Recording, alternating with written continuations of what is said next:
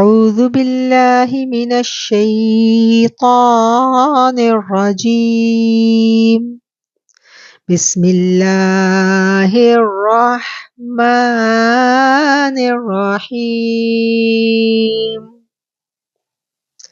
واعتصموا بحبل الله جميعا ولا تفرقوا واذكروا نعمة الله عليكم إذ كنتم أعداء فألف بين قلوبكم فأصبحتم بنعمته إخوانا وكنتم على شفا حفرة من النار فأنقذكم منها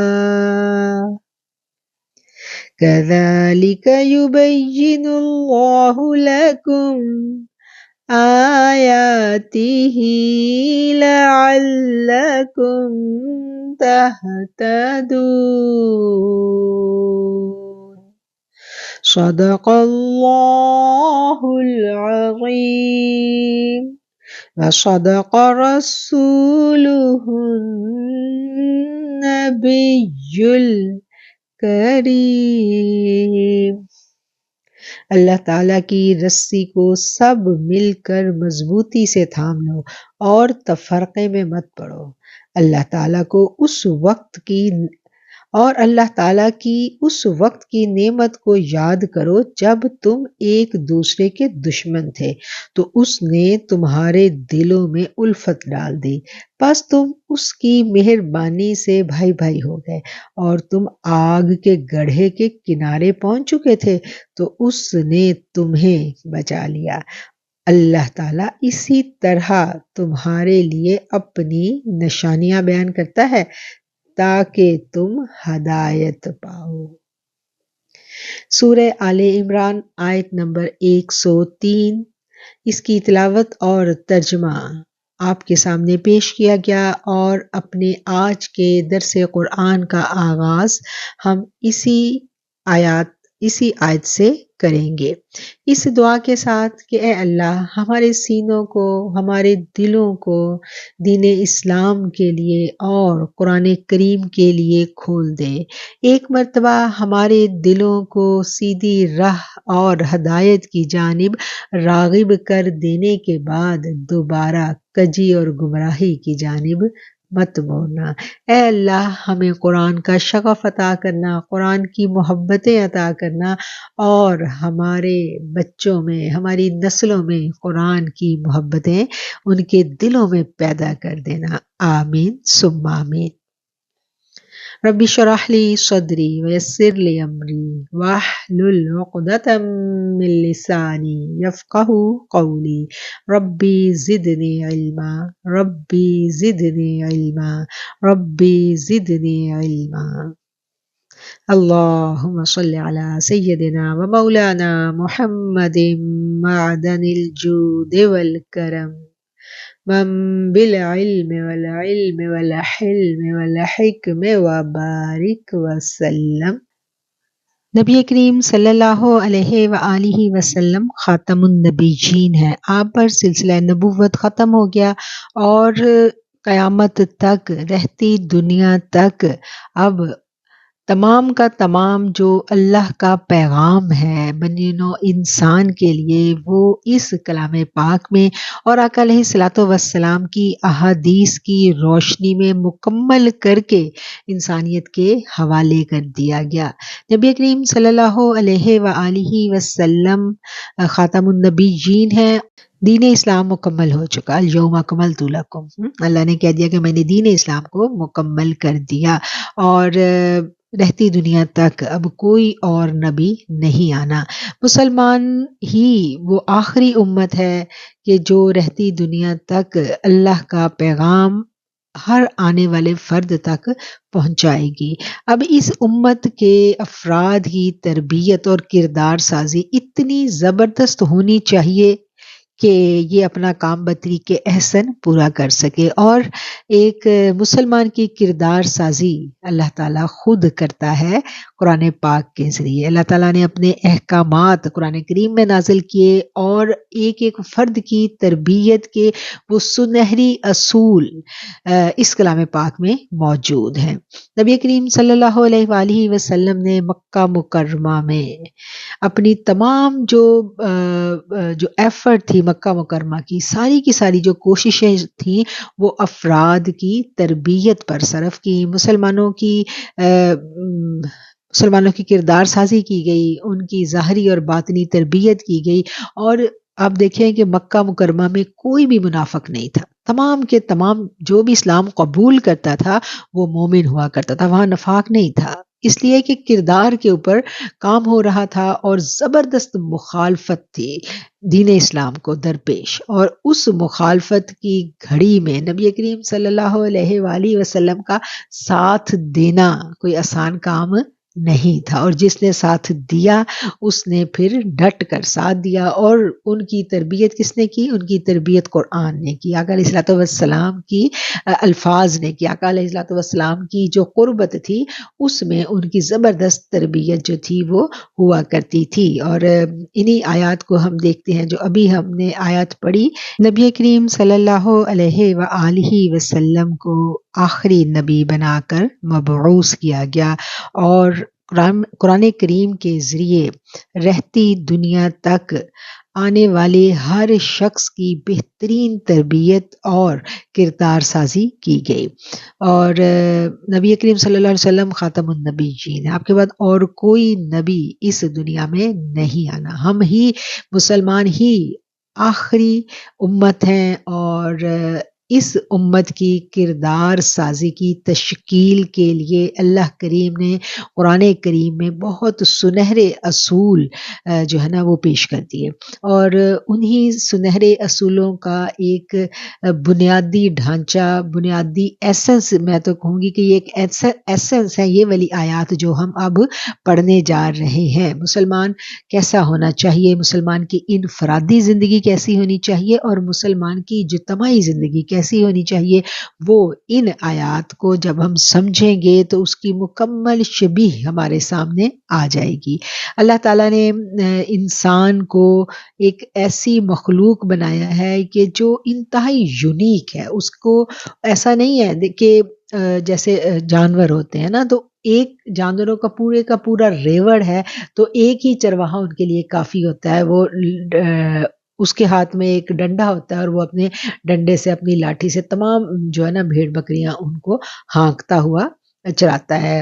اور انسان پر حکومت کرنی آسان کام نہیں ہے، بہت مشکل کام ہے، کیونکہ انسان کو آپ ڈنڈے کے ذریعے، سختی کے ذریعے انسان کو آپ کنٹرول تو کر سکتے ہیں، لیکن اس کے دل پر حکومت کرنا، اس کے دماغ کو اپنے اصول و قوانین کے موافق لے کر چلنا، یہ آسان کام نہیں ہے، بہت مشکل کام ہے۔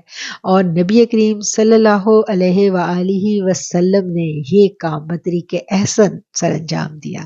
آپ علیہ الصلوۃ والسلام جو تھے نا، آپ صرف قانون کے ساتھ آپ حکومت نہیں کرتے تھے، آپ کا صرف قانون نہیں چلتا تھا، دین اسلام کا صرف قانون نہیں چلتا تھا، لوگوں کے دلوں پر حکومت کرتے تھے، افراد کے جسموں پر حکومت نہیں تھی مسلمانوں کی حکومت تو افراد کے قلوب پر ہوتی تھی، دلوں پر ہوتی تھی۔ اسی لیے اسلام جو ہے، اسلام کا بنیادی اصول کیا ہے کہ لا اکراہ فی الدین، دین میں کوئی زور زبردستی نہیں ہے۔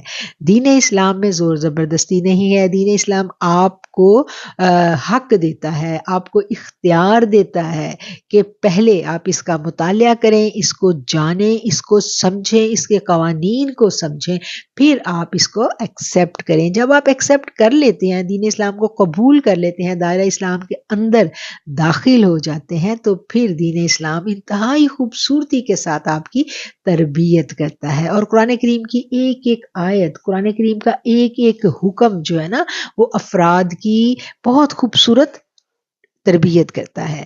اور اسی وجہ سے اس انسانوں کی ذہن سازی، اب دیکھیں ہم نے پہلے پڑھا نا کہ نبی کریم صلی اللہ علیہ وسلم کی جو ذمہ داریاں تھیں، اس میں ایک ذمہ داری تو یہ تھی نا کہ آپ دین اسلام کی تعلیم دیتے تھے، اور دوسری ذمہ داری آپ کی کیا تھی کہ آپ ان کا تزکیہ نفس کرتے تھے، ان کو تعلیمات بھی دیتے تھے، ان کا تزکیہ نفس بھی کرتے تھے، اور انہیں کتاب و حکمت بھی سکھاتے تھے۔ وَيُعَلِّمُهُمُ الْكِتَابَ وَالْحِکْمَةَ۔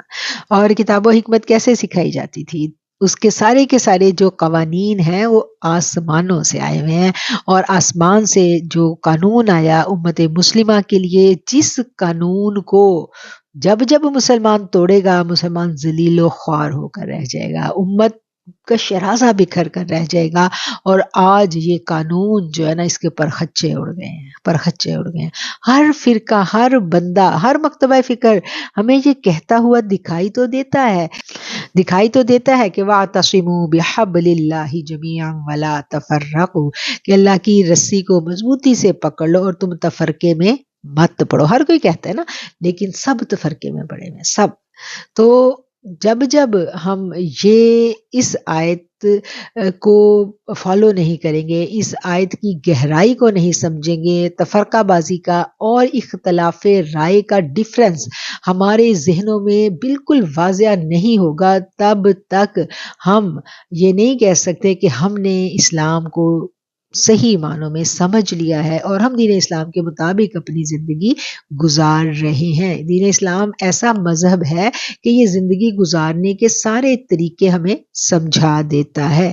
اچھا، دین اسلام ہمیں یہ بتاتا ہے، جب جتنا بھی ابھی تک ہم نے قرآن پڑھا، ہمیں یہ بات تو سمجھ میں آ گئی ہے نا کہ ایک مسلمان جو ہے اس کے لیے یہ ضروری ہے کہ وہ سارے قوانین کو فالو کرے، لیکن سم ٹائم مسلمان جو ہے نا، اس سے گناہ، اس سے خطائیں سرزد ہو جاتی ہیں، ہوتی رہی ہیں، ٹھیک ہے نا۔ پوری ہسٹری میں بھی ہم دیکھتے ہیں خطائیں ہو جاتی ہیں، لیکن وہ کیا کرتا ہے، وہ فوراً تائب ہو جاتا ہے۔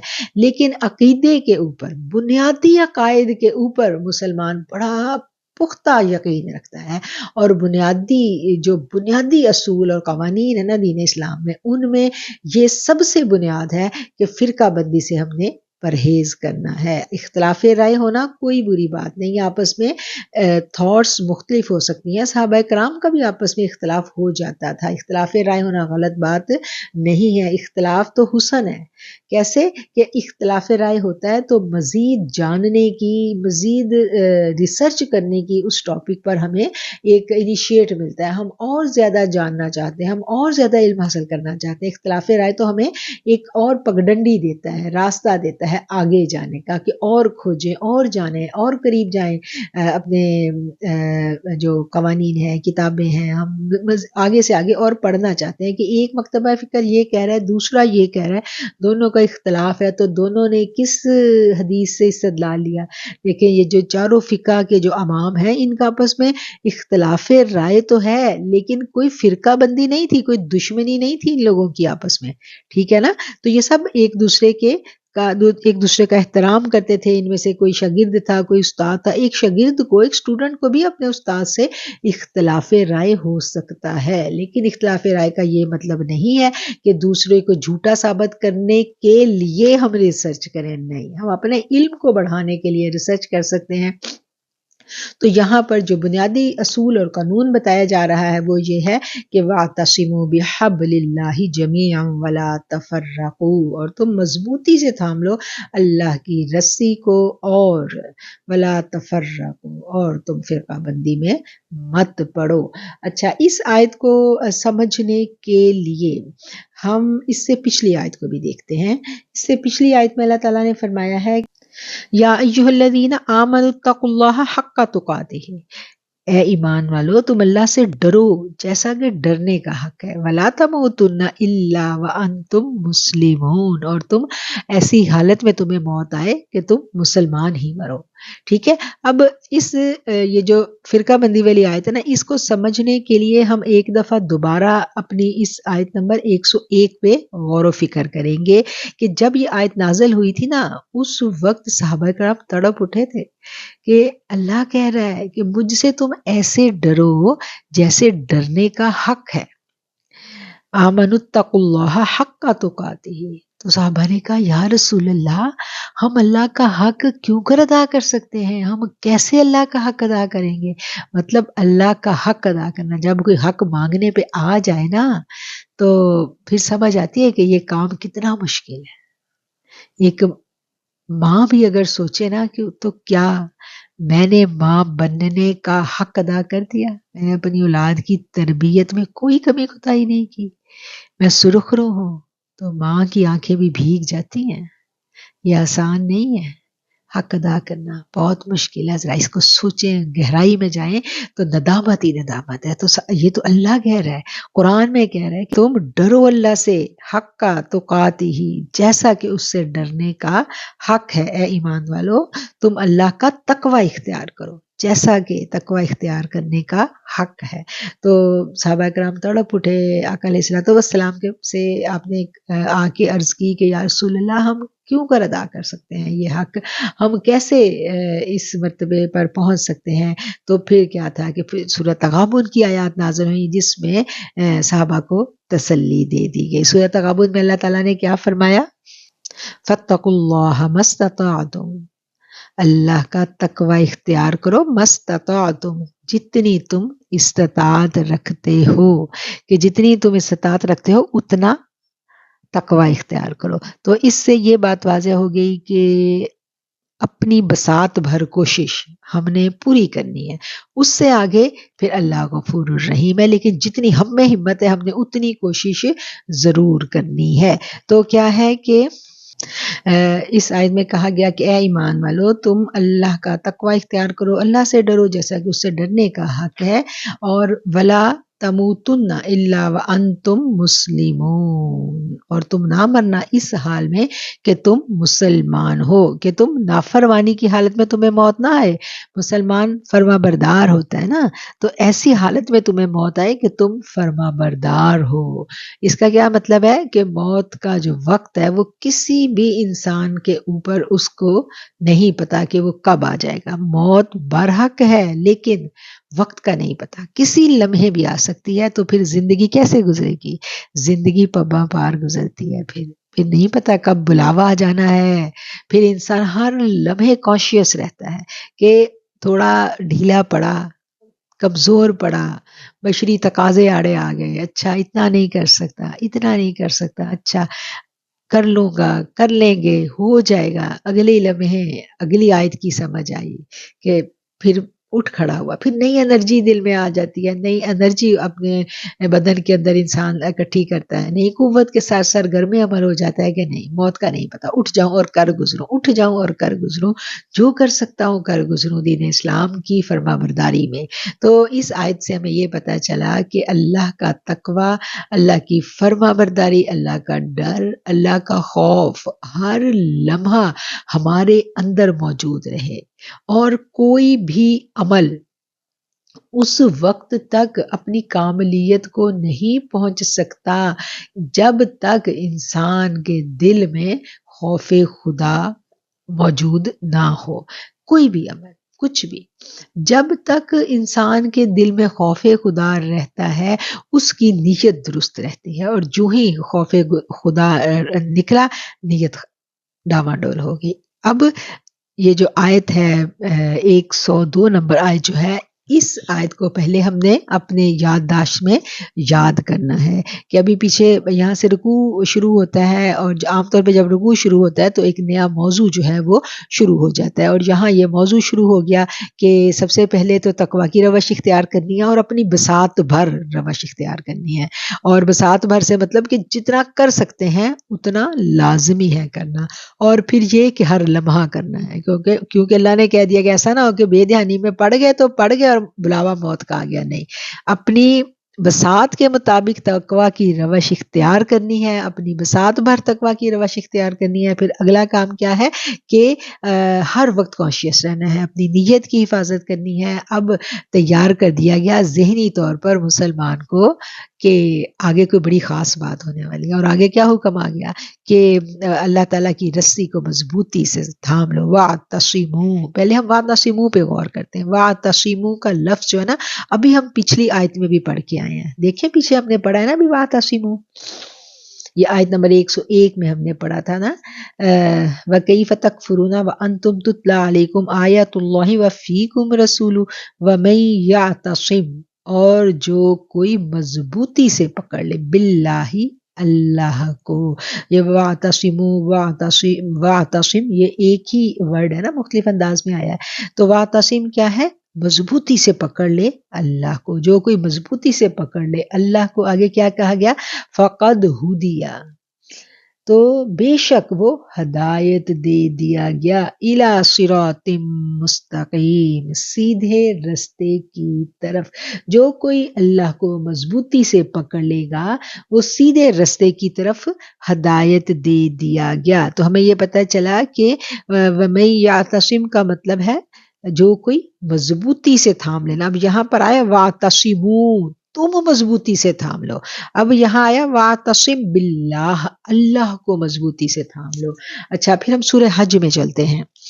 سورہ حج کی جو آیت ہے نا، آخری آیت ہے، اس میں اللہ تعالیٰ فرماتے ہیں فَأَقِیمُوا الصَّلَاةَ وَآتُوا الزَّکَاةَ وَاعْتَصِمُوا بِاللَّہ، بس نماز کو قائم کرو، زکوٰۃ کو ادا کرو، اور اللہ کو مضبوطی سے پکڑ لو۔ وَاعْتَصِمُوا بِاللَّہ، اللہ کو مضبوطی سے پکڑ لو، ہوا مولاکم، وہ تمہارا مولا ہے، فَنِعْمَ الْمَوْلَىٰ وَنِعْمَ النَّصِيرُ، پھر کیا ہی اچھا مولا ہے اور کیا ہی اچھا مددگار ہے۔ اب دو جگہ ہم نے پڑھ لیا، اس کے علاوہ دو جگہ ہم نے اور پڑھا، اور وہاں پر وعداسم کے ساتھ ڈائریکٹ اللہ کا لفظ آ گیا، اللہ کو پکڑ لو، اللہ کو پکڑ لو۔ تو اللہ کو کیسے پکڑ سکتے ہیں؟ اللہ تو نہیں دکھائی دے رہا نا، تو اللہ کو کیسے پکڑنا ہے؟ تو اللہ کو کیسے پکڑنا ہے، اس کا جواب اس آیت میں آیا ہے، ٹھیک ہے؟ اس آیت میں اللہ نے کہا ہے اللہ کو کیسے پکڑو؟ بحبل اللہ، اللہ کی رسی کو مضبوطی سے تھام لو۔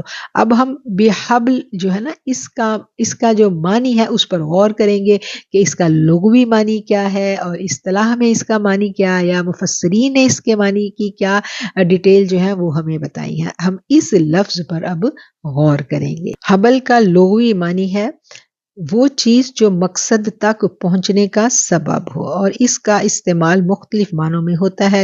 دوسرا معنی جو اس کا بیان کیا گیا وہ ہے وہ پٹھا جو گردن کو کندھوں سے ملاتا ہے، اسے بھی حبل کہتے ہیں۔ حبل کا معنی رسی بھی ہے، حبل کا معنی عہد بھی ہے، یعنی وعدہ، پختہ عہد، اس کو بھی حبل کہا جاتا ہے۔ حضرت سیدنا علی، حضرت سیدنا ابو مسعود اور سیدنا ابو خدری رضی اللہ تعالی عنہ نے نبی کریم صلی اللہ علیہ وآلہ وسلم سے روایت کیا ہے کہ حبل اللہ القرآن، کہ آقا علیہ الصلوۃ والسلام نے فرمایا، آپ نے فرمایا کہ اللہ کی رسی سے مراد قرآن ہے۔ حبل سے کیا مراد ہے؟ حبل سے مراد ہے اللہ کی رسی، حبل اللہ سے مراد اللہ کی رسی، اور اللہ کی رسی سے مراد قرآن۔ اچھا، اب ہم نے یہ جو اس کے معنی پڑھے ہیں، یہ پہلا معنی ہم نے پڑھ لیا کہ اس کا پہلا جو مطلب ہے وہ ایسی چیز جو کسی مقصد تک پہنچنے کا سبب ہو۔ دوسرا معنی اس کا پڑھا کہ پٹھا جو گردن کو کندھوں سے ملاتا ہے۔ تیسرا معنی ہم نے اس کا پڑھا، حبل کا تیسرا معنی پڑھا رسی۔ چوتھا معنی پڑھا عہد، اور پانچواں وہ جو نبی کریم صلی اللہ علیہ وآلہ وسلم سے ہم تک پہنچا، وہ کیا ہے؟ حبل اللہ۔ یہ حبل کے معنی تھے، وہ حبل اللہ، اللہ کی رسی کے معنی تھے۔ پہلے ہم لفظ کو ہم نے الگ سے سمجھ لیا، جب ہم حبل کے معنی کو الگ سے سمجھیں گے تو پھر اس کو اس قرآن کی آیت کے ساتھ جوڑ کے سمجھیں گے۔ یہاں پر آیا ہے اللہ کی، اللہ کا ساتھ لفظ آ گیا تو اللہ کی رسی مراد آ گیا۔ اچھا، اب یہاں سے یہ جو اتنے سارے میں نے معنی بیان کیا نا، اس سے یہ بھی ذہن میں کسی کے نہ آ جائے کہ خدا نہ خواستہ یہ سب معنی جو ہے نا یہ ایک دوسرے سے مختلف ہیں اور ان میں تضاد ہے۔ ان میں کوئی تضاد نہیں ہے، ان کی ہم گہرائی پر غور کریں گے تو یہ سارے کے سارے معنی جو ہے نا وہ ایک دوسرے کے موافق ہمیں نظر آئیں گے، ٹھیک ہے۔ اب ہمیں یہ پتہ چل گیا کہ جو مضبوطی سے پکڑنے کا کہا گیا ہے، اور قرآن میں اور جگہوں پر بھی کہا گیا ہے کہ اللہ کو پکڑ لو، اللہ کو پکڑ لو، اور یہاں کہہ دیا کہ اللہ کی رسی کو پکڑ لو۔ تو اللہ کی رسی کیا ہے؟ اللہ کی رسی قرآن ہے، اور قرآن کو اللہ نے کیا کہا کہ سب مل کے، جمیع، سب مل کے اس کو مضبوطی سے تھام لو۔ وَلَا تَفَرَّقُوا، اور جدا جدا نہ ہونا، تفرقہ بازی میں مت پڑنا۔ وَاذْكُرُوا، اور تم یاد کرو نعمت اللہ کی اس نعمت کو جو اس نے تم پر کی جب تم آپس میں دشمن تھے۔ فَأَلَّفَ بَيْنَ قُلُوبِكُمْ، اس نے تم میں باہمی محبت ڈال دی۔ اب دیکھیں دین اسلام آنے سے پہلے یہ آیتیں جو ہے نا یہ مدینہ شریف میں نازل ہوئی ہیں، اور مدینہ میں ہم نے پہلے بھی پڑھا تھا کہ اوس و خزرج جو تھے ان کی صدیوں پرانی لڑائی تھی، اور کتنا خون خرابہ وہ لوگ کرتے تھے، ایک دوسرے کی جانوں کے دشمن تھے۔ تو جب دین اسلام آ گیا تو دین اسلام نے کیا تربیت کی؟ دین اسلام نے کہا کہ فرقہ بندی میں نہیں پڑھنا، تفرقے میں نہیں پڑھنا، کس کی بات ماننی ہے؟ اللہ کی بات ماننی ہے، اللہ کی رسی کو سب نے مل کے تھام لینا ہے۔ اور اللہ کی رسی کیا ہے؟ اللہ کی رسی قرآن ہے۔ اچھا، اب مجھے اور دو احادیث یاد آ گئی کہ اللہ کی رسی قرآن ہے۔ ایک جگہ آقا علیہ السلام نے فرمایا تھا نا، خوشیاں مناؤ، قرآن ایک واسطہ ہے جس کا ایک سرا اللہ کے ہاتھ میں ہے اور دوسرا سرا تمہارے ہاتھ میں ہے۔ یعنی ادھر ہم نے قرآن کو تھام لیا، مضبوطی سے پکڑ لیا، تو ادھر کیا ہے؟ اللہ تک پہنچنے کا راستہ بالکل سیدھا ہو گیا۔ حضرت علی رضی اللہ تعالیٰ عنہ سے بھی ایک طویل حدیث جو ہے نا وہ مرفوع ہے، اور اس حدیث کا میں جہاں تھوڑا سا حصہ بیان کروں گی، کہا گیا کہ حبل ممدود من السماء الی الارض، اللہ کی کتاب کو تھامے رکھنا یہی وہ مضبوط رسی ہے جو آسمان سے زمین کے درمیان تنی ہوتی ہے۔ یعنی آسمانوں تک پہنچنے کے جو سارے کے سارے رستے ہیں نا وہ اسی قرآن سے نکلتے ہیں۔ اسی قرآن کو تھام لیں گے تو رب تک پہنچنا آسان ہو جائے گا۔ اور المعجم الکبیر میں عبداللہ بن مسعود نے فرمایا حبل اللہ سے مراد جماعت ہے، تم جماعت کو لازم کر لو۔ جماعت کو لازم کر لینے کا کیا مطلب ہے؟ اس کا مطلب یہ ہے کہ جہاں پر مسلمان اکٹھے ہوں دین اسلام کو سیکھنے کے لیے، قرآن کو سیکھنے کے لیے، جہاں پر مسلمان اکٹھے مل بیٹھتے ہیں اور قرآن پر ریسرچ ہو رہی ہے، قرآن کو جانا جا رہا ہے، قرآن کی تعلیم دی جا رہی ہے، تو اس گروہ کے ساتھ چمٹ جاؤ۔ ہاں، تو یہ بھی وہی بات آ گئی نا کہ اللہ کی رسی کو سب مل کے تھام لو، سب جو جہاں پر ہے وہ آئے اٹھے اور قرآن سے جڑ جائے۔ ابھی تک آپ دیکھیں ہم نے ابھی چوتھے سپارے پہ آئے ہیں، قرآن کو ہم نے پڑھنا شروع کیا، غیر جانبداری کے ساتھ پڑھنا شروع کیا، تو کہیں ایسا نظر آتا ہے کہ قرآن جو ہے اس کو پڑھنے والا، قرآن کو پڑھنے والا کبھی تو فرقہ بازی میں پڑھ سکتا ہے؟ کبھی نہیں پڑھ سکتا۔ میں نے آپ کو بتایا نا، اختلاف رائے ہونا یہ کوئی بری بات نہیں ہے، بری بات یہ ہے کہ فرقہ بندی اختیار کر لینا اپنے مرضی کے معنی اور مطالب نکال کر۔ ایک قرآن ہے، ایک آیت ہے، اس کی تشریح کو، مفہوم کو سمجھنے کے لیے ہمیں کیا اصول دیا گیا کہ ایک آیت جو ہے اس کو سمجھنے کے لیے، جیسے ابھی ہم نے وَاعْتَصِمُوا کو سمجھا تو ہم نے دو حوالے لیے اور مضبوطی سے تھامو اللہ کو، مضبوطی سے تھامو اللہ کو، دو حوالے لیے نا، تو ان دو حوالوں کو پڑھ کے پھر ہم نے اس آیت کو پڑھا تو ہمیں واضح ہو گیا، سمجھ آ گئی۔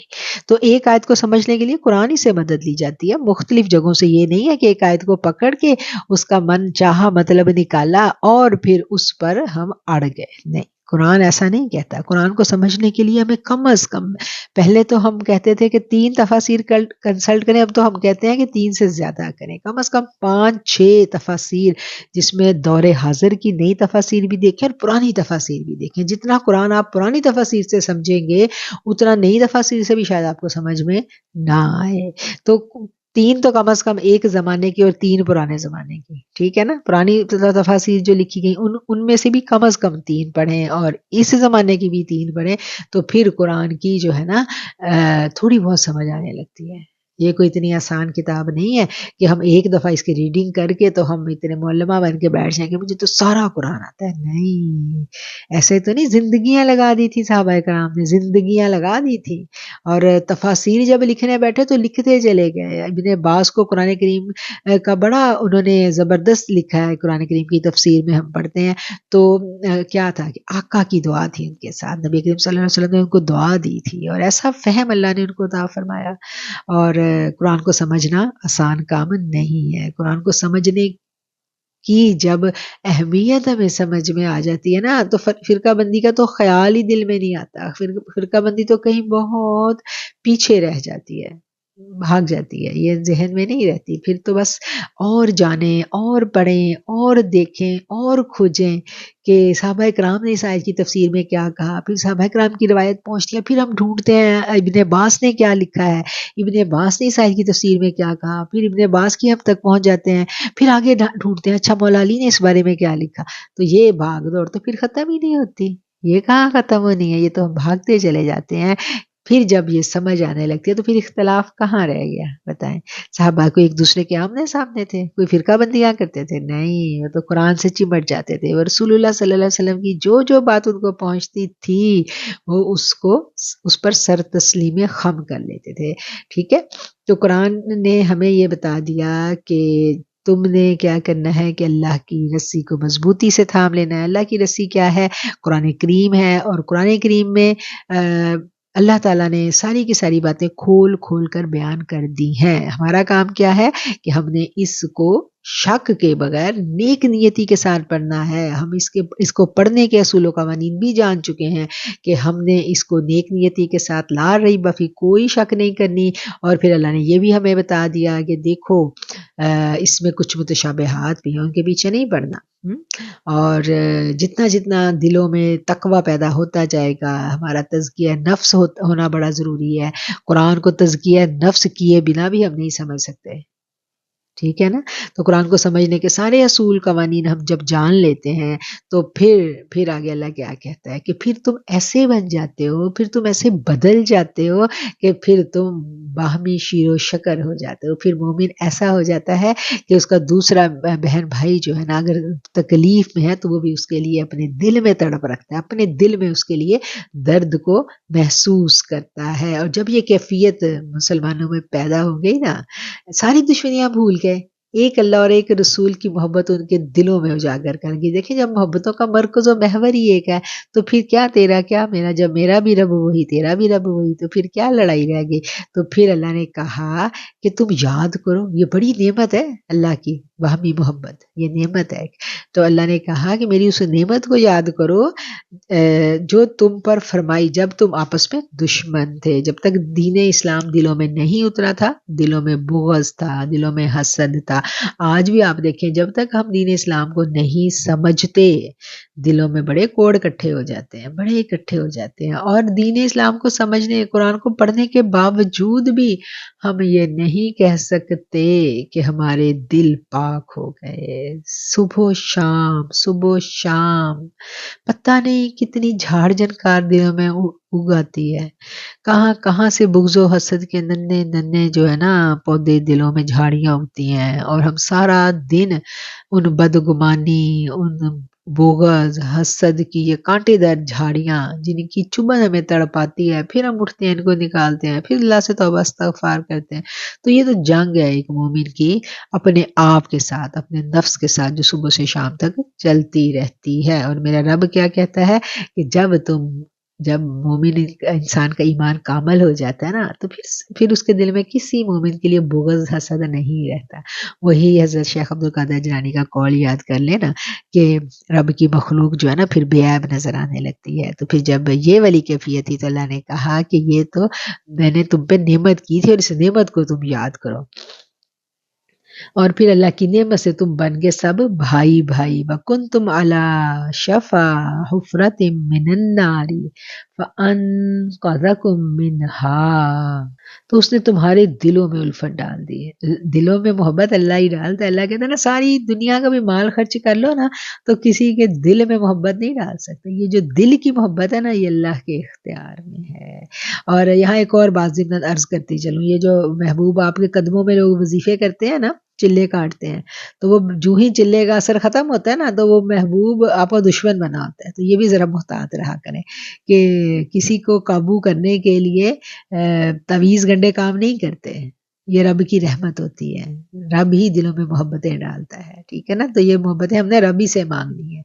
ہم نے تعویذ گنڈوں سے کسی کو محبت کا اسیر نہیں بنانا. یہ بڑا غلط طریقہ ہے اور بڑا غلط رویہ. اور اگر وقتی طور پر ایسا کرنے میں کوئی کامیاب بھی ہو جاتا نا تو بعد میں وہی محبتیں جو ہے نا وہ سخت دشمنیوں میں بدل جاتی ہیں کیونکہ اگینسٹ دا نیچر چلے ہوتے ہیں ہم. اچھا جی، اب ہم آگے. اس نے تمہارے دلوں میں الفت ڈال دی، بس تم اس کی مہربانی سے بھائی بھائی ہو گئے اور تم آگ کے گڑھے کے کنارے پہنچ چکے تھے تو اس نے تمہیں بچا لیا. اللہ تعالیٰ اسی طرح تمہارے لیے اپنی نشانیاں بیان کرتا ہے تاکہ تم ہدایت پاؤ. لعلکم تہتدون، تاکہ تم ہدایت پاؤ. وَلْتَكُن مِّنْكُمْ أُمَّةٌ يَدْعُونَ إِلَى الْخَيْرِ وَيَأْمُرُونَ بِالْمَعْرُوفِ وَيَنْهَوْنَ عَنِ الْمُنكَرِ وَأُولَٰئِكَ هُمُ الْمُفْلِحُونَ. تم میں سے ایک جماعت ایسی ہونی چاہیے جو بھلائی کی طرف بلائے، نیک کاموں کا حکم کرے اور برے کاموں سے روکے. یہی لوگ فلاح اور نجات پانے والے ہیں. میں نے ابھی آپ کو کہا تھا نا کہ یہ والی جو 3 آیات ہے نا یہ بالکل بنیادی اصول بیان کرتی ہیں ایک فرد کی تربیت کے. پہلا ہم نے اصول کیا دیکھا تھا کہ اللہ کا ڈر خوف ہر وقت ہمارے دلوں میں رہنا چاہیے. ہر لمحہ خوف خدا جو ہے نا وہ ہمارے دل میں موجود ہے. جب دل میں خوف خدا نہیں رہتا تو پھر کچھ نہیں رہتا. ٹھیک ہے نا، پھر ایمان رخصت ہو جاتا ہے. تو مومن کے دل میں ہر وقت کس کا خوف رہتا ہے؟ اللہ کا خوف. اللہ کا تقوی اس کے دل میں ہر وقت موجود رہے گا. اور دوسری ہم نے کیا بات بڑھی کہ وَاعْتَصِمُوا، مضبوطی سے تھام لینا ہے قرآن کریم کو. قرآن کے سارے احکامات جو جو قرآن میں بات آئی ہے اس کو کیا کرنا ہے؟ اس کو مضبوط تھام لینا ہے. اور کیا کرنا ہے؟ تیسری بات کیا ہے؟ فرقہ بندی میں نہیں پڑنا. اچھا، یہ ساری کی ساری باتیں ہو گئی. تو آپ دیکھیں کہ ایک فرد کی جو کردار کی تشکیل ہے اس کا ایک شبیہ جو ہے اس کا ایک قانون جو ہے وہ ہمارے سامنے آ گیا. ابھی میں نے عرض کی تھی نا کہ ایک اسلام جو ہے نا یہ دلوں پر حکومت کرنی سکھاتا ہے. اسلام نے دلوں پر محنت کی ہے. نبی کریم صلی اللہ علیہ وسلم نے صحابہ کرام کی جو تربیت کی تھی نا، آپ نے ان کے دل بدل دیے تھے. وہ سارے رب کے خوف سے گناہ چھوڑتے تھے، رب کے خوف سے وہ برائی کے کاموں سے دور رہتے تھے. ٹھیک ہے نا. تو کیا ہے کہ جب انسان کے کردار کی اندر سے تشکیل ہونا شروع ہوتی ہے اور پھر اس کے بعد وہ دین اسلام کو سمجھ جاتا ہے، اب وہ فرقہ بندی میں بھی نہیں پڑ رہا، وہ ایک اچھا مسلمان بن گیا ہے، ایک اچھا ایمان والا بن گیا ہے. اب اس کے ہاتھ میں ذمہ داری دے دی گئی. کیا ذمہ داری دی گئی؟ اب اس کو کہا گیا کہ تم میں سے ایک جماعت ایسی ہونی چاہیے.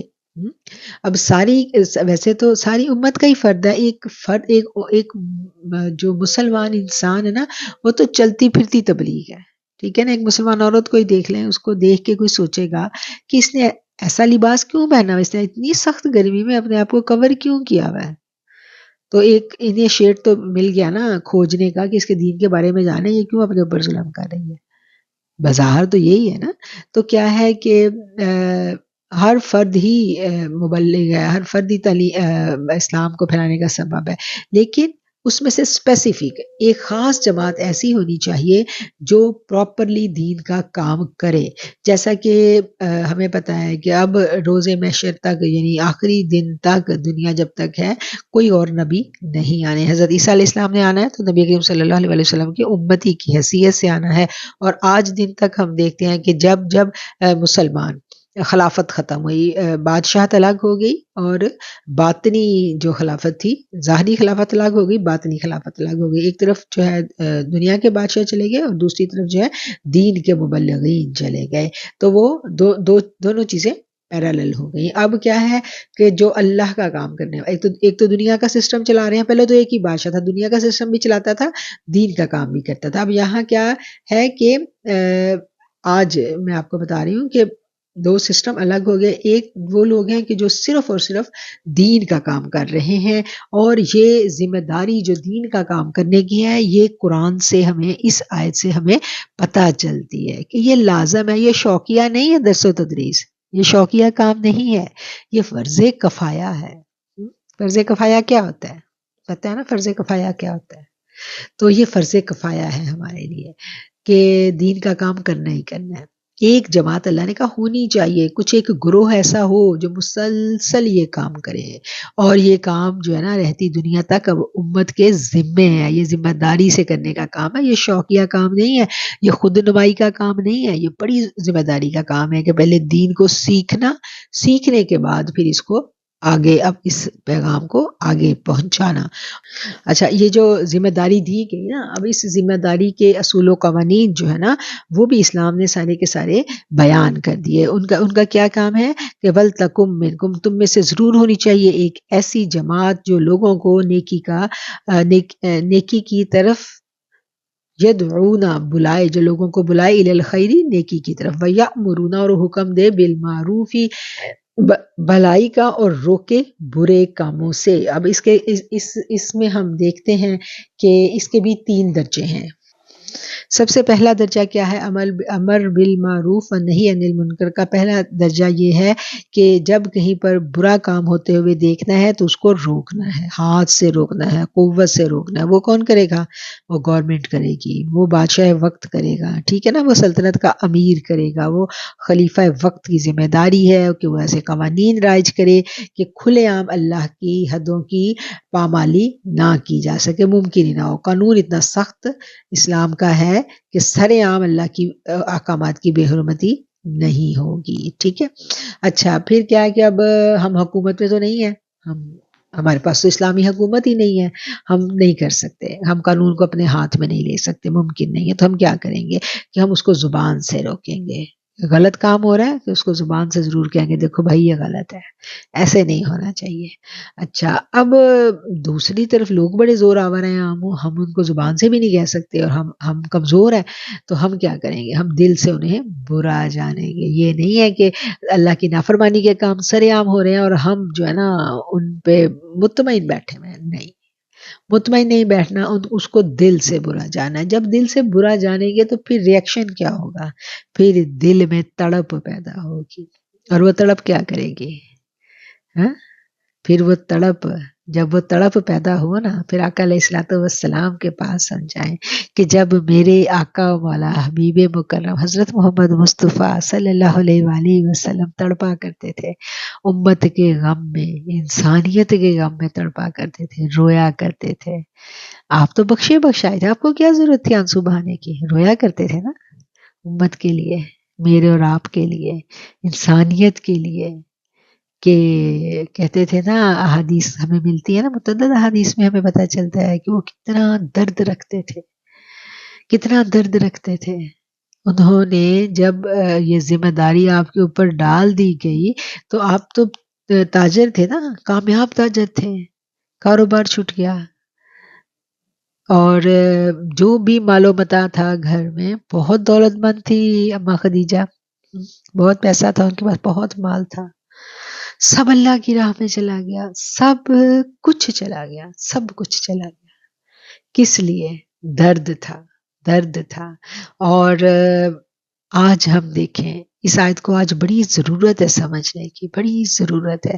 ہم اس آیت کو سمجھے بنا جب امر بالمعروف اور نہیں انل منکر کرنے پہ آتے ہیں تو ہم بڑی بربادی کر جاتے ہیں. انفارچونیٹلی ہم بہت کچھ غلط کر جاتے ہیں. امر بالمعروف نہیں انل منکر کو سمجھنے کے لیے ہمیں آقا علیہ الصلوۃ والسلام کی پوری حیات مبارکہ کو سمجھنا بے حد ضروری ہے. آپ کی مکی زندگی بھی ہمارے سامنے ہونی چاہیے، آپ کی مدنی زندگی بھی ہمارے سامنے ہونی چاہیے. جب آپ مدینہ منورہ میں تھے، اسلامی سلطنت قائم ہو چکی تھی، اسلام کے قانون لگ چکے تھے، تو تب کیا تھا؟ تب تو ساری سزائیں دی جاتی تھی نا. رجم بھی کیا گیا، ہاتھ بھی کاٹے گئے، سب کچھ ہوا نا سب کچھ. لیکن جب مکہ میں ہم آتے ہیں، مکہ میں بھی اسلامی سلطنت نہیں تھی. مکہ میں ابھی کیا تھا؟ مکہ میں ابھی گھٹا ٹوپ اندھیرے تھے، ہر طرف اندھیرا تھا. یہ ننھی سی شمع تھی جو روشن ہوئی، اور یہ روشنی اس کو پھیلانا تھا، اس کی حفاظت کرنی تھی، اور اس روشنی سے پورے ماحول کو منور کرنا تھا. اور یہ کام بطریق احسن انتہائی حکمت کے ساتھ میرے کریم آقا علیہ الصلوۃ والسلام نے سر انجام دیا. کتنی حکمت کے ساتھ. سب سے پہلا جو آپ نے تبلیغ کا جو دعوت دی تھی، پہلا جو قدم اٹھایا تھا، عملی قدم تبلیغ کے لیے، وہ کیا تھا؟ سب رشتہ داروں کو گھر کھانے پہ بلایا تھا اور ان کے سامنے دعوت اسلام پیش کی تھی. کھانا کھلایا، پہلے ان کی خدمت کی اور پھر ان کو دعوت دی گئی حکمت کے ساتھ. ٹھیک ہے نا. دین تو کیا ہے؟ دین لا اکراہ فی الدین، دین میں کوئی زبردستی نہیں ہے. مبلغ کا کیا کام ہے؟ بتانا. ٹھیک ہے. اچھا، اب کیا ہوتا ہے کہ پہلے بتایا جاتا ہے، پیش کی جاتی ہے دعوت. اب اگلے بندے کی مرضی ہے، وہ اس کو چوز کرے یا نہ کرے. ٹھیک ہے. دو صفحے بن گئی. ایک طرف بن گئی دین والے، اللہ والے، ایمان والے. دوسری طرف بن گئی منکرین. اب انہوں نے کیا کرنا ہے؟ انہوں نے ڈنڈے نہیں اٹھائے تھے مکہ میں. انہوں نے کیا کیا تھا؟ دین کو پیش کیا، اور پھر اس کے بعد کیا کیا؟ صبر کے ساتھ، حکمت کے ساتھ چلے. پتھر بھی کھائے، بد دعا نہیں دی. اخلاقیات کے اعلیٰ معیار جو ہے نا وہ قائم کر کے دکھائے. قربانیاں دی. ٹھیک ہے نا. صبر کے ساتھ. تو پھر ہوتے ہوتے ہوتے مدینہ منورہ میں وہ لہلہاتی خوبصورت جو ہے نا فصل تیار ہو گئی. وہ سلطنت بن گئی. لیکن قربانیاں کیسے دی گئیں؟ صبر کے ساتھ، استقامت کے ساتھ. اب کتنے برس تھے جو مکی زندگی کے تھے؟ کتنے برس تھے جو کتنے صبر سے گزارے گئے. تو آج ہم دیکھتے ہیں کہ ہم اپنے گھروں میں، اگر ہم اپنے گھروں میں ہی دیکھیں، ماشاءاللہ جن کے گھروں میں پوری کی پوری اسلام کی جو ساری ویلیوز پریکٹس ہو رہی ہیں، میرا مخاطب اس وقت وہ لوگ نہیں ہیں، لیکن وہ لوگ جن کے گھروں میں دین اسلام جو ہے نا وہ صرف پیدائشی مسلمان ہونے تک محدود ہوتا ہے. بس عیدیں منا لی، واجبی سا دین اسلام کو پریکٹس کر لیا، بہت زیادہ دین کو نہیں سیکھا ہوتا، قرآن کو نہیں پڑھا ہوتا. ایسے ہی زندگی نارمل ایک گزر رہی ہوتی ہے لاپرواہی کی. پھر ایک دم سے ایک ماں جو ہے نا وہ کہیں نہ کہیں درس سے قرآن کریم کو سیکھ کے آ جاتی ہے، اور اس کو پتہ چل جاتا ہے، وہ قرآن کو ترجمے سے پڑھتی ہے، اور جب وہ ان آیتوں پہ آتی ہے کہ امر بالمعروف اور نہیں انل منکر کرنا ہے، تو وہ کہتی ہے کہ یہ تو میری سلطنت ہے، یہ تو میری راج دہانی ہے، میرا گھر ہے بھائی، اس میں اتنی اللہ کی نافرمانی ہو رہی ہے، تو میں تو پورے گھر پہ حکومت کرتی ہوں، تو سب کو سیدھا کر دوں گی. پھر وہ پکڑتی ہے ڈنڈا، پکڑتی ہے، بچوں کو مار مار کے دین سکھاتی ہے. نبی کریم صلی اللہ علیہ وسلم کی پوری زندگی ہمارے سامنے ہے. کیا آپ نے کسی ایک بندے کو بھی مار کے دین سکھایا؟ بچے تھے آپ کے، بیٹیاں تھیں نا، کسی کو مار مار کے پردہ کروایا؟ نہیں. محبت کے ساتھ. غلام تھے، غلاموں کو بھی آپ نے کیا کیا؟ غلام بھی کہتا ہے نا، کبھی اف تک نہیں کہا ساری زندگی. تو دین تو پہلے ہی محبت سے، دلوں تک رسائی محبتوں سے ہوتی ہے. اور ہم کیا کرتے ہیں؟ ہم اپنے ہی بچوں پہ سختی کر کے اپنے بچوں کو دین اسلام سے باغی کر دیتے ہیں، کیونکہ دوسری طرف تو بڑی خوفناک دنیا ہے، بڑی خوفناک دنیا ہے. وہ باغی ہو جاتے ہیں، وہ دین اسلام کا نام سننا پسند نہیں کرتے. جتنا عرصہ ماں سختی کرے گی، وہ ماں کو وہی بات ہے نا، دکھلاوے کے لیے بیٹی پردہ بھی کر لے گی، ماں کو دکھلانے کے لیے بیٹا مسجد بھی چلا جائے گا، لیکن ہر آنے والا دن ان کے دلوں میں اس دین کی نفرت کو بڑھاتا چلا جائے گا، اور پھر انجام ہمارے سامنے ہے، ہم سب دیکھ رہے ہیں، ہم سب بھگت رہے ہیں، ہم سب یہ باتیں جانتے ہیں، یہ بار بار کرنے کی نہیں ہے، لیکن ہمیں سب کو پتا ہے. اچھا پھر کیا کیا جائے؟ پھر کیا جائے کہ جب یہ صورتحال پیش آ جائے تو پھر گھر میں یہ کام کیسے کیا؟ جب تو خواتین ہیں نا، ہمیں تو اپنے گھروں میں ہی کرنا ہے، تو ہم کیسے کریں؟ تو جن کے تو بچے چھوٹے ہیں وہ تو ان کے لیے تو بڑی آسانی ہے، وہ تو بچہ تو آپ دیکھیں ماشاءاللہ 7 سال تک حکم نہیں ہے کہ بچے کو نماز کا کہو.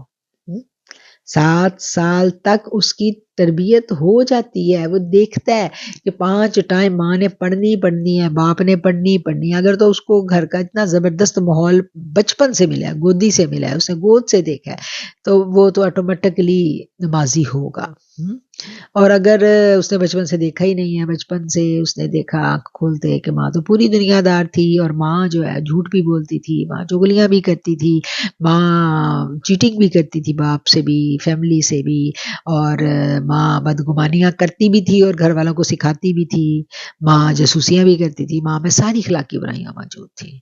تو اس کے دل میں ماں کے لیے ماں کی جو دینی ویلیوز ہیں کچھ نہیں ہوں گی، زیرو. یہ نہیں ہو سکتا کہ وہ ماں کو بہت اچھا دیندار سمجھے، نہیں، کیونکہ جب وہ بڑا ہو گیا، اس نے دین کو تھوڑا بہت جانا، تو اس کو پتا چلا یہ تو رحمت ہی رحمت ہے دین، اور میری ماں جو مجھے آج دین سکھانے آئی ہے یہ تو خود ایسی نہیں تھی. تو کیا ہے، ایک کانفلکٹ پیدا ہو گیا، ایک کھچاؤ آ گیا، ایک نفرت آ گئی. اب ماں نے جب اور ڈنڈا پکڑ کے سختی کی تو وہ نفرت جو ہے نا اس کو ہوا مل جاتی ہے، پھر بہت برے نتائج آتے ہیں. تو اس کو حکمت کے ساتھ چلنا ہے. چھوٹے بچے ہیں تو کام آسان ہے، ہو جائے گا. 7 سال کا ہوا، پیار سے نماز کا کہا، شروع ہو گیا کام، آسان. لیکن اگر بعد میں مطلب یہ سب آ رہا ہے، جیسے بچے بڑے ہو چکے ہیں، بچے میچور ہیں، جوان ہیں، اور ماں نے اب دین سیکھا ہے، 50s میں 40s میں جا کے ماں نے سیکھا ہے، تو اب وہ بچوں کے لیے کیا کرے؟ بچے تو نہیں مانیں گے ایک دم.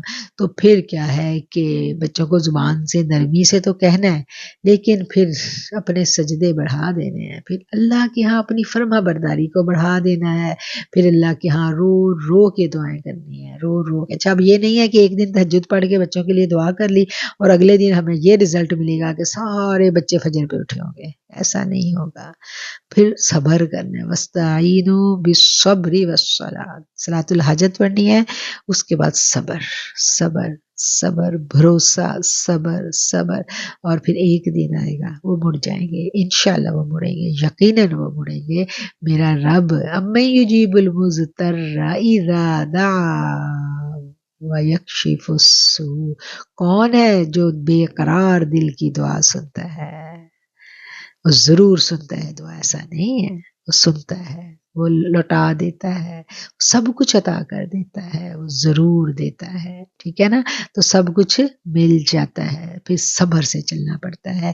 اور صبر کے ساتھ جو ہے نا گھر میں امر بالمعروف اور نہی عن المنکر کا کام ہر ماں کو کرنا پڑتا ہے. اس میں صبر بڑا ضروری ہے، صلاۃ الحاجت بڑے ضروری ہے، اللہ بچوں کے لیے دعائیں، اور اپنی فرما برداری کو اللہ کے ہاں بڑھا دینا، یہ بڑا لازمی جزو ہے اس سارے امر بالمعروف اور نہی عن المنکر کا.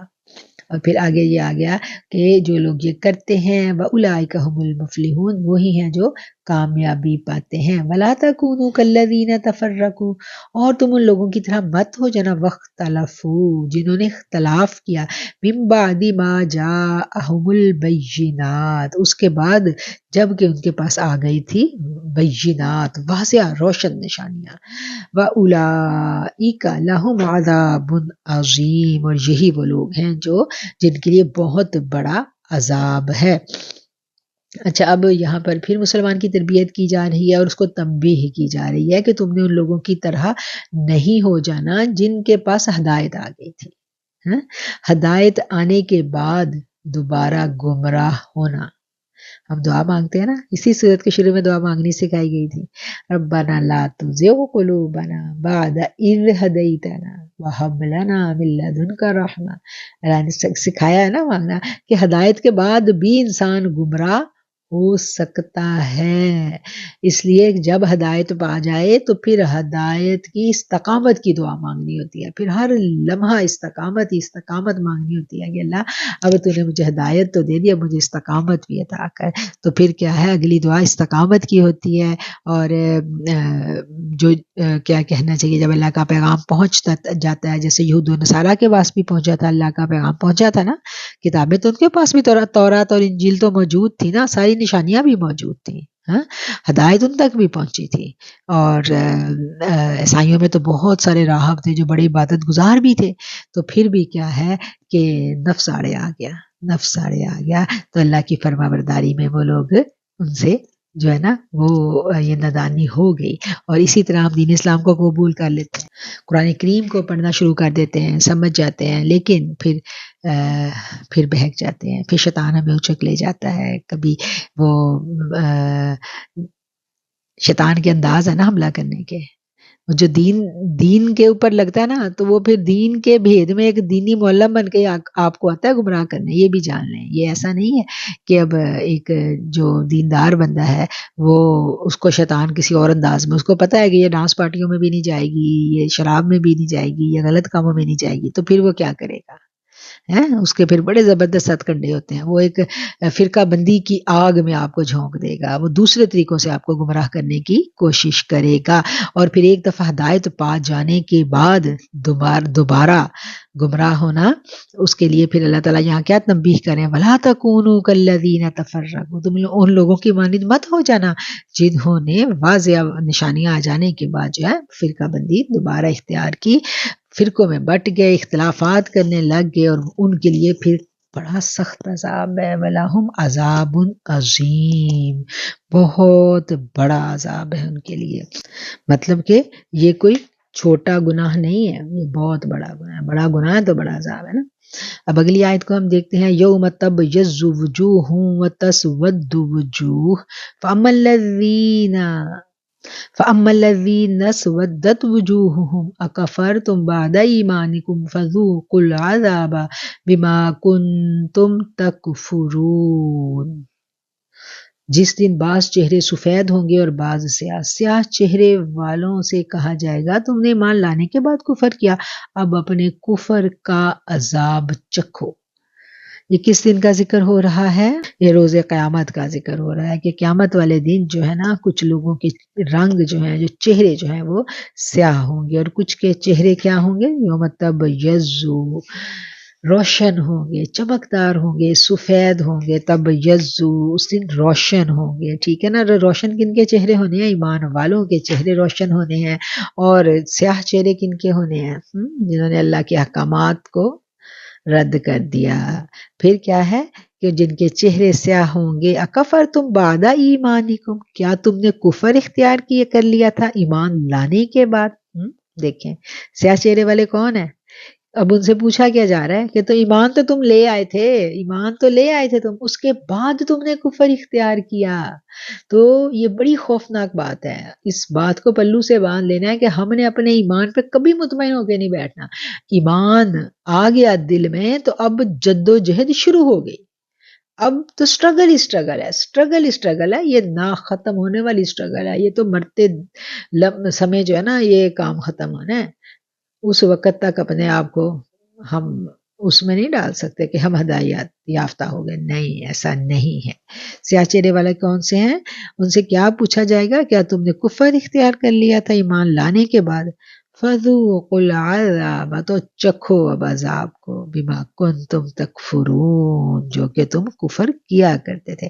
وَأَمَّا الَّذِينَ ابْيَضَّتْ وُجُوهُهُمْ فَفِي رَحْمَةِ اللَّهِ، اور سفید چہرے والے جو ہے نا وہ اللہ کی رحمت میں داخل ہوں گے، ہم فیہا خالدون، وہ اس میں ہمیشہ رہیں گے۔ تلک آیات اللہ نتلوہا علیک بالحق وما اللہ یرید ظلما للعالمین۔ اے نبی، یہ اللہ کی آیتیں ہیں، ہم پڑھ کر سناتے ہیں آپ کو ٹھیک ٹھیک، سچ کے ساتھ، حق کے ساتھ. یہ ساری اللہ کی آیتیں جو نا ہم آپ کو بالکل ٹھیک ٹھیک حق کے ساتھ وضاحت کے ساتھ آپ کو پڑھ کر سنا رہے ہیں. وَمَا اللَّهُ اور نہیں ہے اللہ ارادہ رکھتا، وَمَا اللَّهُ يُرِيدُ ظُلْمًا لِلْعَالَمِينَ کہ اللہ کا ایسا کوئی ارادہ نہیں ہے کہ وہ جہان والوں پر ظلم کرے. اللہ تو سراپے رحمت ہے. اللہ نے تو کہہ دیا کہ میری رحمت میرے غضب پر باری. اللہ نے قرآن میں کہا ہے نا، نبئ عبادی انی، میرے بندوں کو خبر پہنچا دو، انا الغفور الرحیم کہ میں تو غفور الرحیم ہوں. اللہ تو ہمیں اپنی خبریں پہنچا رہا ہے. سورہ ہجر کی 49 نمبر آیت ہے نا، اللہ کہتا ہے کہ میرے بندوں کو بتا دو کہ میں غفور الرحیم ہوں. اللہ تو غفور الرحیم ہے. اور اللہ یہاں پر اللہ کہہ رہا ہے میں تو ظلم کا ارادہ ہی نہیں رکھتا. تو ظلم کون کرتا ہے؟ ظلم بندہ اپنے ساتھ خود ہی کرتا ہے. اور اللہ تعالیٰ پھر ہمیں یہ جو دعا مانگنی بھی سکھاتا ہے نا کہ میرے سے جب تم توبہ مانگو تو ایسے مانگا کرو. کہتا ہے نا ربنا ظلمنا. تو کیا ہے کہ اللہ تو رحمت ہی رحمت ہے. وہ رحمت کرنا چاہتا ہے اور اس کا کوئی ارادہ بھی نہیں ہے ظلم کرنے کا. وہ تو کرم ہی کرم ہے. وَلِلَّهِ اور اللہ ہی کے لیے ہے ما فی السماوات و ما فی الارض جو کچھ آسمانوں میں ہے اور جو کچھ زمینوں میں ہے. وَإِلَى اللَّهِ تُرْجَعُ الْأُمُورُ اور اسی کی جانب لوٹائے جائیں گے سارے کام. ترجع الامور کہ سارے کے سارے کام جو ہے وہ اللہ ہی کی جانب لوٹائے جائیں گے. ساری دنیا آسمان سب جہان اللہ ہی کے لیے ہے. ہر چیز کا خالق و مالک بھی وہی ہے، وہی رب ہے، وہی رب العالمین ہے. اور جو بھی ہم کرتے ہیں ہمارے سارے اعمال اللہ کے پاس جانے ہی جانے ہیں. اور پھر ہم اپنے اعمال کے ساتھ خود اس کے روبرو حاضر کیے جانے ہیں. اللہ تعالیٰ مجھے اور آپ کو اس دن کی ذلت و رسوائی سے بچائے جس دن کوئی کسی کے کام نہیں آ سکے گا اور کسی کی سفارش قبول نہیں کی جائے گی. لا بِإِذْنِ اللہ سوائے اس کے جس کو اللہ اذن دے دے. ان آیات پر ہم اپنا آج کا درس قرآن ختم کرتے ہیں. یہاں پر ہمارا رکوع بھی مکمل ہو جاتا ہے. ہم نے آج جو پڑھا ایک دفعہ ہم اس کو ریوائز کر لیں. آج ہم نے شروع کیا تھا آیت نمبر 103 سے. اللہ تعالیٰ کی رسی کو سب مل کر مضبوط تھام لو اور تفرقے میں نہ پڑو. اللہ تعالیٰ کی اس وقت کی نعمت کو یاد کرو جب تم ایک دوسرے کے دشمن تھے تو اس نے تمہارے دلوں میں الفت ڈال دی. پس تم اس کی مہربانی سے بھائی بھائی بن گئے اور تم آگ کے گڑھے کے کنارے پہنچ چکے تھے تو اس نے تمہیں بچا لیا. اللہ تعالیٰ اسی طرح تمہارے لیے اپنی نشانیاں بیان کرتا ہے تاکہ تم ہدایت پاؤ. تم میں سے ایک ایسی جماعت ہونی چاہیے جو بھلائی کی جانب بلائے، نیک کاموں کا حکم کرے اور برے کاموں سے روکے. یہی لوگ فلاح اور نجات پانے والے ہیں. تم ان لوگوں کی طرح مت ہو جانا جنہوں نے اپنے پاس روشن دلیلیں آ جانے کے بعد بھی تفرقہ کر ڈالا، اختلاف کیا.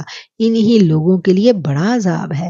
اس دن بعض چہرے سفید ہوں گے اور بعض سیاہ. سیاہ چہرے والوں سے کہا جائے گا تم نے ایمان لانے کے بعد کفر کیا، اب تم اپنے کفر کے عذاب کا مزہ چکھو. اور سفید چہرے والے اللہ کی رحمت میں داخل ہوں گے اور اس میں ہمیشہ رہیں گے.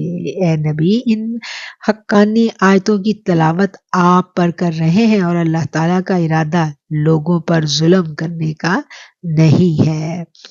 اللہ تعالیٰ ہی کے لیے ہے جو کچھ آسمانوں اور جو کچھ زمین میں ہے اور اللہ تعالیٰ ہی کی طرف تمام کام لوٹائے جاتے ہیں. صدق اللہ العظیم و صدق رسولہ النبی الکریم. آخر الدعوانا ان الحمدللہ رب العالمین. اس دعا کے ساتھ ہم اپنا آج کا درس قرآن مکمل کرتے ہیں کہ جو کچھ ہم نے پڑھا اس میں کوئی جانے انجانے میں غلطی رہ گئی، سمجھنے سمجھانے میں، الفاظ کی ادائیگی میں کوئی کوتاہی ہو گئی تو اے اللہ ہمیں معاف کر دینا، درگزر کر دینا. بے شک تو غفور الرحیم ہے. آمین ثم آمین.